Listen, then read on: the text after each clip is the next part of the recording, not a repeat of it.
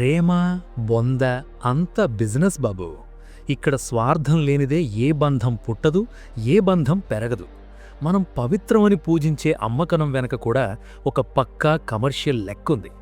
అమ్మంటే ఒక త్యాగం, అమ్మంటే ఒక దేవత అని సినిమాలు తీసి తీసి మన బుర్రలు ఖరాబు చేశారు. కానీ అసలు నిజమేంటంటే, ఈ భూమి మీద అత్యంత తెలివైన స్వార్థపరురాలు ఎవరా అని అడిగితే అది తల్లి. ఒక ఆడది బిడ్డను కనాలనే కోరిక దగ్గరే స్వార్థం మొదలవుతుంది.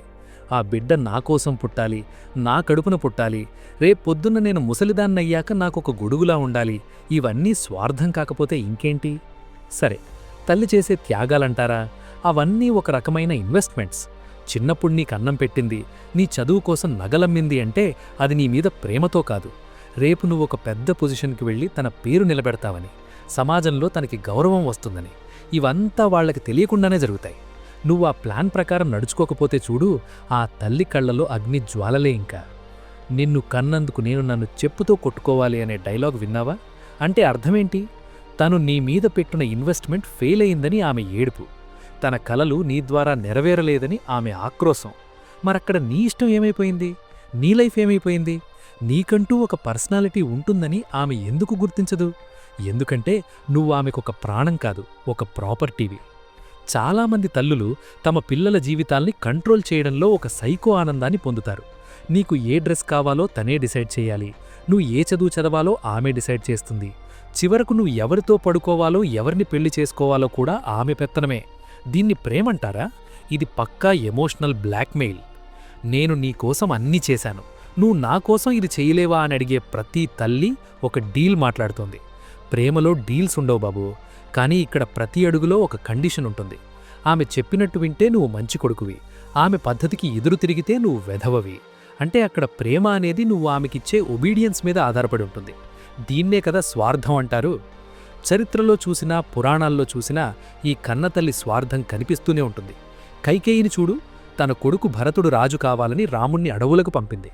అక్కడ కొడుకు మీద ప్రేమ కంటే నేను రాజమాతను కావాలి అనే అహంకారం, స్వార్థం లేవా? అలానే కుంతిని తీసుకో, తన కొడుకుల ప్రాణాలు కాపాడుకోవడం కోసం కర్ణుడి దగ్గరికి వెళ్ళి నువ్వు నా కొడుకువి అని ఎమోషనల్ డ్రామా ఆడింది. ఇన్నాళ్లు లేని అమ్మతనం యుద్ధం ముంగిటి ఎందుకు గుర్తొచ్చింది? ఎందుకంటే తన మిగతా 5 కొడుకులు బతకాలి కాబట్టి. అంటే ఒక కొడుకు ప్రాణం కంటే తన దగ్గరున్న కొడుకుల క్షేమమే ఆమెకు ముఖ్యం. ఇక్కడ కూడా సెలెక్టివ్ స్వార్థమే కదా.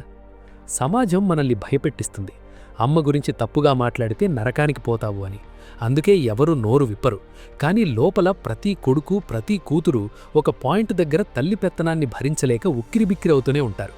నా కొడుకు నన్నే అడగాలి, నన్నే చూసుకోవాలి, ఆ వచ్చే కోడలు నా మాట వినాలి అని కోరుకునే ప్రతి అత్త ఒక తల్లి కదా. అక్కడ ఎందుకా ప్రేమ మాయమైపోతుంది?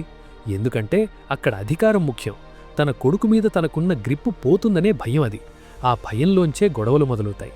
ఒక మనిషిని ఇంకో మనిషికి దూరం చేయాలని చూసే ఏ మనస్తత్వం అయినా అది స్వార్థమే. దానికి అమ్మ అనే ముసుగు వేసినా అది విషమే. ఇంకో విషయం, ఈ త్యాగం అనే పదాన్ని తల్లులు ఒక వెపన్లాగా వాడతారు. నేను పస్తులుండి నిన్ను సాకాను అంటారు. ఎందుకున్నావు?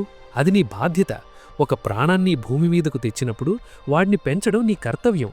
దాన్ని ఒక గొప్పగా, ఒక అప్పుగా పిల్లల మీద రుద్దడం ఏ రకమైన న్యాయం? ఒకవేళ కనిన వెంటనే ఆ బిడ్డ ఎక్కడైనా పడేసినా ఆ బిడ్డ బతకగలదు. నువ్వు చేసిన త్యాగానికి పిల్లలు నీకు జీవితాంతం బానిసలుగా ఉండాలని కోరుకోవడం ఏ రకమైన న్యాయం? పిల్లలు అంటే నీకోసం పుట్టినవాళ్లు కాదు, వాళ్ళు ఈ ప్రపంచం కోసం పుట్టినవాళ్లు. కానీ తల్లులు వాళ్ళని తమ ఇంటి 4 గోడల మధ్య, తమ ఆలోచనల మధ్య ఖైదీలు చేస్తారు.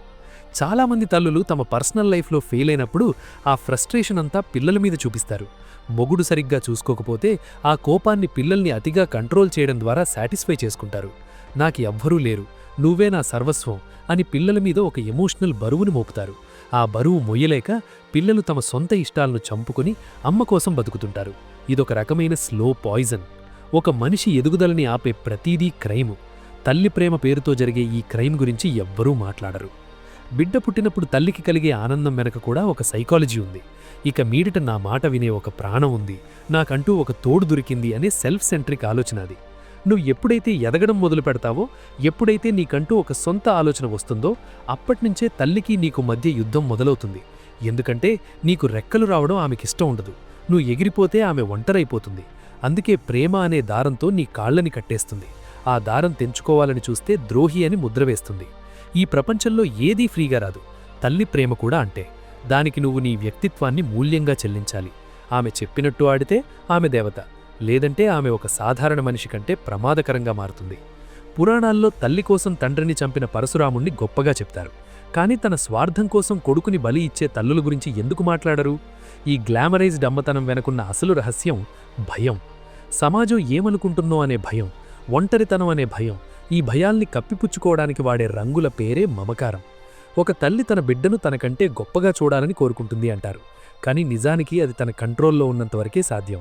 బిడ్డ తనను దాటిపోతున్నాడు అని తెలిసిన క్షణం ఏ తల్లి సహించలేదు. అది కెరియర్ అయినా, రిలేషన్షిప్ అయినా. తన ప్రమేయం లేని ఏ సంతోషం బిడ్డకు కలిగినా ఆమె లోపల ఎక్కడో ఒక అసూయ కలుగుతుంది. నేను లేకుండా వీడు ఎలా సంతోషంగా ఉన్నాడు అనే ఆలోచన ఆమెను దహించేస్తుంది. అందుకే కావాలని సమస్యలు సృష్టించడం, సెంటిమెంట్ డైలాగులు కొట్టడం మొదలుపెడుతుంది. ఇదంతా వినడానికి చాలా రఫ్గా ఉండొచ్చు, కానీ ఇదే నిజం. కళ్ళు తెరిచి చూస్తే ప్రతి ఇంట్లోనూ ఈ ఎమోషనల్ డ్రామా కనిపిస్తుంది. అమ్మని ఒక మనిషిలా చూడండి, దేవతలా కాదు. అప్పుడు ఆమె లోపలున్న ఈ లోపాలు, ఈ స్వార్థం, ఈ కుతంత్రాలు అన్నీ కనిపిస్తాయి. ఆమె కూడా ఒక ఆడదే. ఆమెక్కూడా ఈగో ఉంటుంది. ఆమెక్కూడా జలసీ ఉంటుంది. ఆ జలసీ తన బిడ్డ మీద కూడా ఉండొచ్చు. సినిమాల్లో చూపించే సెంటిమెంట్ సీన్లు చూసి ఏడవకండి, రియాలిటీలోకి రండి. ప్రతి రిలేషను ఒక గివ్ అండ్ టేక్ పాలసీ మీద నడుస్తుంది.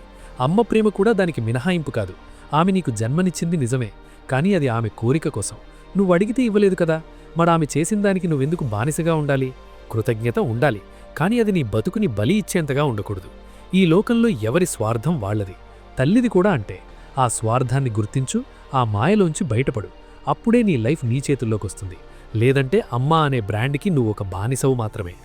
తల్లి మీద ప్రేమ ఉండాలి, అది మంచిదే, కానీ అతి ప్రేమ మంచిది కాదు.